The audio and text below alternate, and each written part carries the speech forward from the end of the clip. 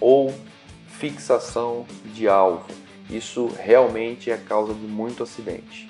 Este assunto começou a ser estudado em meados da Segunda Guerra Mundial, depois de muitas verificações de vídeos e de acidentes de pilotos em decorrência do uso dos aviões de caça, né?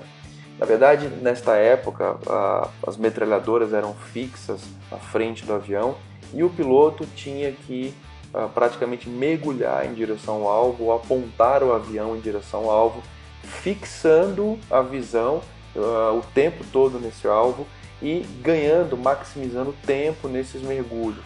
Esta fixação de olhar o tempo todo fazia com que o piloto perdesse tempo de reação.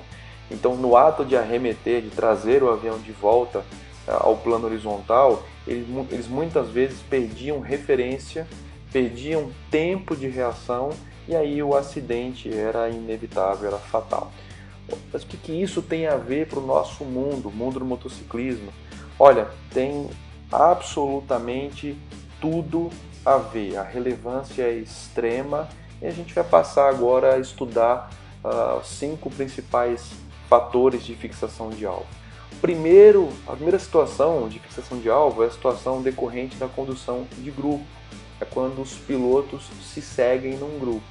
Nesse caso aqui, vocês estão vendo que o primeiro piloto erra o traçado, cai, e o segundo piloto, que faz a condução totalmente fixada no traçado que o primeiro piloto faz, inevitavelmente segue e também se acidenta.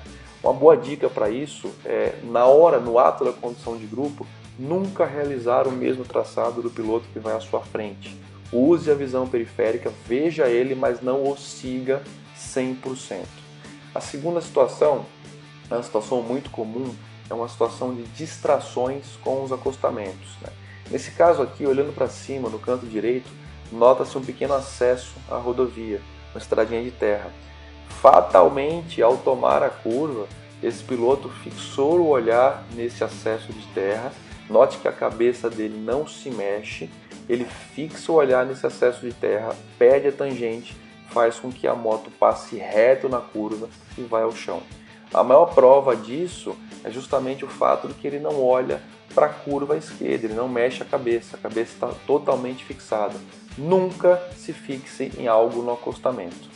A terceira situação é uma situação de condução de linhas de pintagem de solo ou sinalizações horizontais.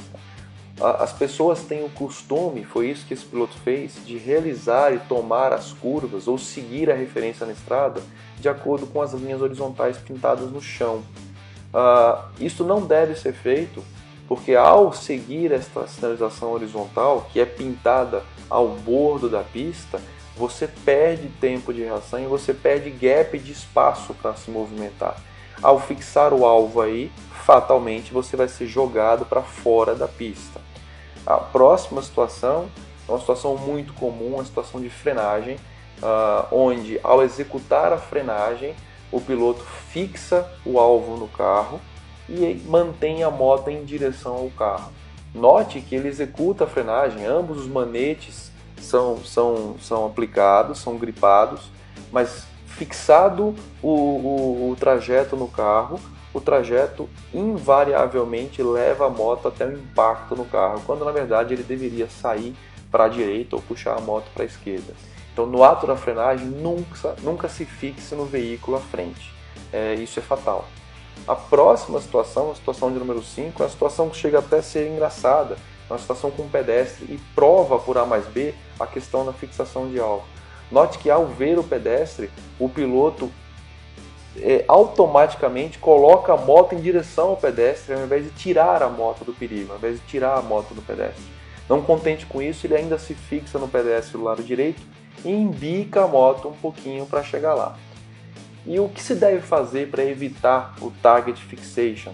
Algumas medidas simples. Primeira medida, olhe com a cabeça.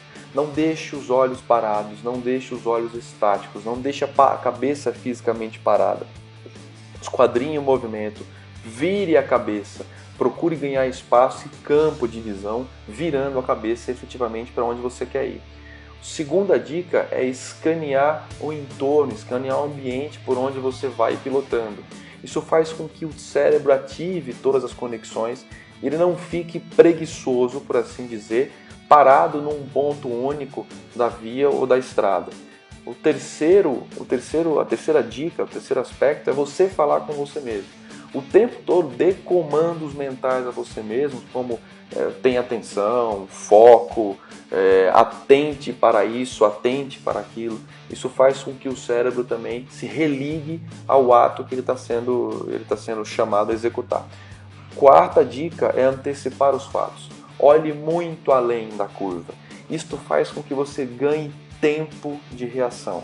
Olhar além da curva, esquadrinhar a vegetação, olhar para fora da curva. Isso te dá gap e espaço. A quinta dica é finalmente relaxar.